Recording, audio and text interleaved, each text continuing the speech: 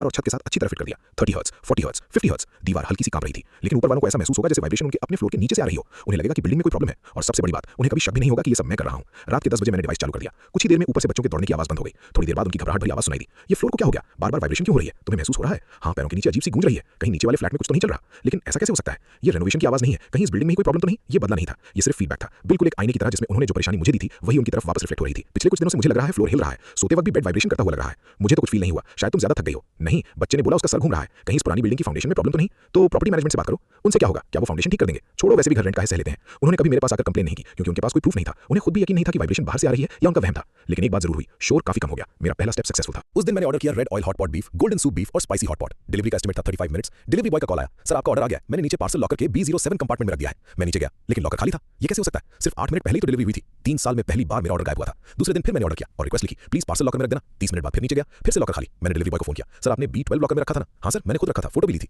लेकिन लॉकर खुला है और अंदर कुछ भी नहीं है। तो शायद किसी ने चुरा लिया। आजकल सोसाइटी में ऐसा हो रहा है। आप प्रॉपर्टी मैनेजमेंट से बात कीजिए। 2 बार, दोनों बार ऑर्डर डिलीवरी के कुछ ही मिनट बाद गायब हो गया। पहली बार मैंने जाओचियन को बिल्डिंग में घुसते देखा था, दूसरी बार उसके घर लौटने की आवाज सुनी। मेरे पास प्रूफ नहीं था, लेकिन शक जरूर हो गया था। मैं केयरटेकर लियो अंकल के पास गया। अंकल, पार्सल लॉकर के पास सीसीटीवी है? हाँ बेटा, लेकिन उसका कैमरा लॉकर कंपनी के अंदर है। अगर फुटेज चाहिए तो उनके कस्टमर केयर से बात करनी पड़ेगी। उसके बाद मैंने अपने दोस्त दालियो को फोन किया, भाई तूने बोला था तेरा फूड चोरी होता था और तूने कैमरा लगाया था, कहां लगाया? डोर पीप होल कैमरा। बाहर से नॉर्मल पीप होल दिखता है, लेकिन अंदर से पूरा कॉरिडोर रिकॉर्ड करता है। मुझे भी 2 बार फूड चोरी हुआ है, तो तुरंत लगा ले। सिर्फ 200 युआन के आसपास का है। लीगल है? बिल्कुल, पब्लिक कॉरिडोर रिकॉर्ड करना लीगल है। मैंने तुरंत ऑनलाइन पीप होल कैमरा ऑर्डर कर दिया। उस दिन मैंने गोल्डन सूप बीफ ऑर्डर किया और नोट में लिखा, मैं बहुत बड़ा स्पाइसी फूड लवर हूं, प्लीज जितना हो सके उतना तीखा बनाना। अगर तीखा ना हुआ तो बैड रिव्यू दूंगा। इस बार मैंने डिलीवरी लॉकर में नहीं रखवाया, सीधा घर के बाहर रखवाया। अब बस इंतजार